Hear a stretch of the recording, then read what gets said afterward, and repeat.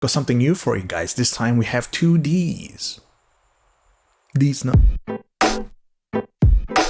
Please take this entire video as an advertisement. I make money out of this product. If you need any more disclaimers, please go to this video where I talk about it for literally 12 minutes. So yeah, I know some of you have collaboration fatigue, but just hear me out for a little bit, huh? Here's my quick elevator pitch for the Truthear Zero. 1. There is 2 dynamic drivers per ear, 7.8mm as well as 10mm. 2. The 10mm driver is designed to be a true subwoofer focused for bass and nothing more. 3. Tuned to be compliant to the Harman target 200Hz bass rise and all. And most importantly, $49.99. I have been genuinely excited for this project for a very long time and even took a royalty cut to make it happen. So if you are here still watching, please allow me to nerd out on all of you. But first, I guess I need to establish some additional context, the way to which I approach these collaborations, as well as my ultimate overarching goals for them. First, let's just talk about the placements for all of these collaborations. I try to target different price brackets for each one of these collaborative products. The Dawn at $1,400, the Dusk at $330, the Midnight at $200, the Eclipse at $150, the Diogo at $100, and now, of course, we have the Zero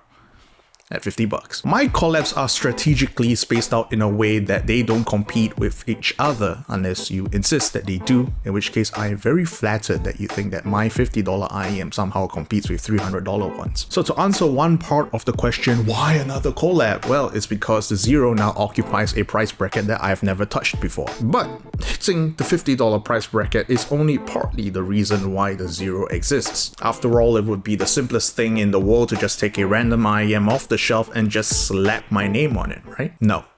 I wholly believe that the Zero is going to be the start of a new revolution in the IEM scene. Now, when it comes to my approaches, I tend to take one of two approaches, one of which is that I take an existing IEM and then try to improve upon it. This is the case for the Dusk, the Midnight, and the Eclipse, hence why you see the whole colon naming convention. The Blessing 2, the Yume, and the FH3 were all the basis for all of these retunings. My second approach, if I were to be making a new model from scratch, would be to make something unique or revolutionary. The Dawn was the first of its kind, getting a reviewer, me, to advise on the tuning of an IEM with the whole co-branding thing going on. The Dawn itself is not unique from an engineering perspective, it's just a simple BA-EST hybrid. But it was a concept that proved its own viability, effectively kickstarting this wave of reviewer collabs for better or for worse. Now, what came after wasn't something I like to talk about now because of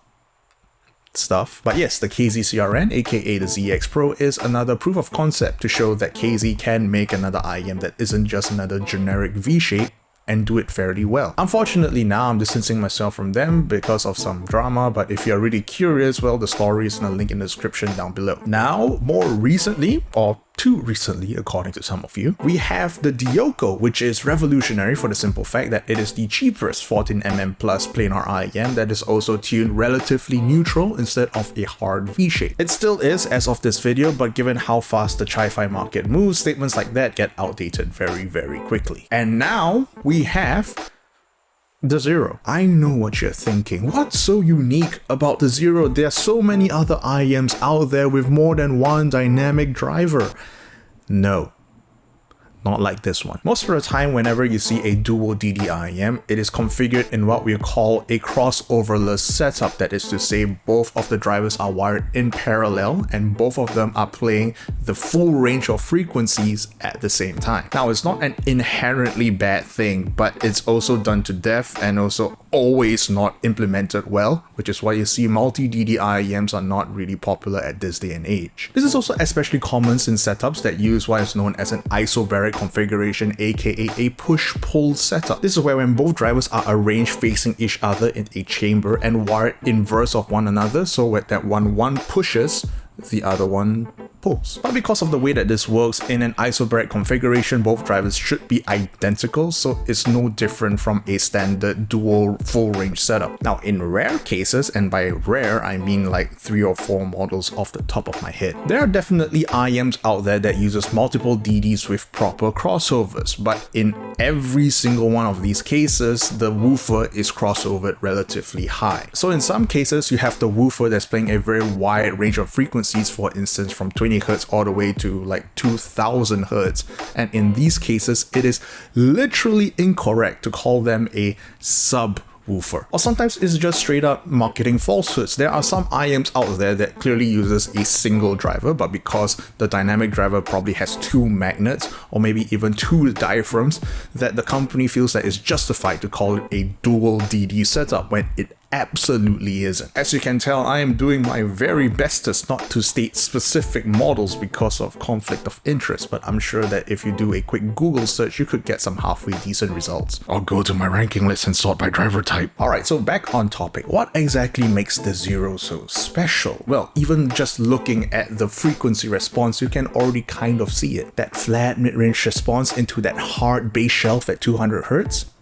That's no accident. What you're seeing is the point where the 10mm woofer and the 7.8mm full range driver intersect, or as we in the industry call it, crossover. That's right, the Zero has a true subwoofer in it. That is to say, the 10mm driver is only audible at under 200 Hz, which, no exaggeration, is my dream setup since the last 10 years. So you can see why when Truthear, a brand new company who by all means I should have ignored, came to me with this radical new configuration, I jumped on it the first chance I got. Again, I genuinely believe that this is the future of IEMs. Mark my words. Now, do IEMs really need a subwoofer? From a very purely face value standpoint, not really. Now, the reason why you want to use a subwoofer for a speaker setup is because in an open air environment, drivers that are very good at producing high frequencies are generally going to be terrible at doing the same for low frequencies. And vice versa, drivers that are really good at digging deep down low are going to be literally incapable of producing anything in the high frequencies. Hence why in the speaker world you see 2 ways, 3 ways, 4 ways, all being very commonplace because it's almost a necessity in these cases. Now in IEMs, you don't really get that issue. Everything is enclosed, so you don't really get the same bass extension issues that you get in speakers or even open-backed headphones. So if you're talking about simply reproducing the audible range of 20 Hz all the way up to 20,000 Hz, a single dynamic driver is more than capable of doing that. But what we have an issue with is with the shape of the frequency response. Trying to tune a single dynamic driver to what we want, especially that 200 Hz bass rise, there's not really an elegant solution for a single dynamic driver. Now, I know there are still ways to approach this tuning, especially if a single dynamic driver, for example, you could use a resonator that specifically cancels the region of about 200 Hz. But resonating that low would require a lot of space, and the amount of QC required for an internal structure like that is going to make prices soar. So here is a new approach. Cross it over like a speaker. Again, the 10mm driver plays only the bass frequencies, with the 7.8mm driver handling literally everything else. This may be placebo, but having a different driver handling the bass only also gives the bass a different feel and makes everything sound a lot more satisfying, at least to my ears. Apart from that, in terms of general tuning, the Zero departs slightly from my usual style. Instead, in this case, I've decided to go full Harman. I myself am not the biggest fan of the Harman target, especially the Harman in-ear target, but I figured that since there's a gaping hole in the market for a Harman compliant IEM at under $100, why not be me that fills it? For those who don't know, the Harman target is a frequency response target created by Harman International, and according to them is statistically and scientifically the sound signature that is going to be preferred by the most amount of listeners. To some people, compliancy to the Harman target is the only thing that matters. I'm not going to argue with them right now, but if you're one of them, then you now have a passive budget option. So to all of you objectivists, eat your heart out.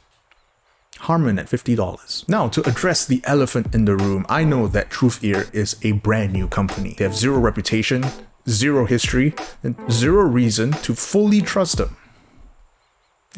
0. So inevitably, the conversation is going to shift towards QC.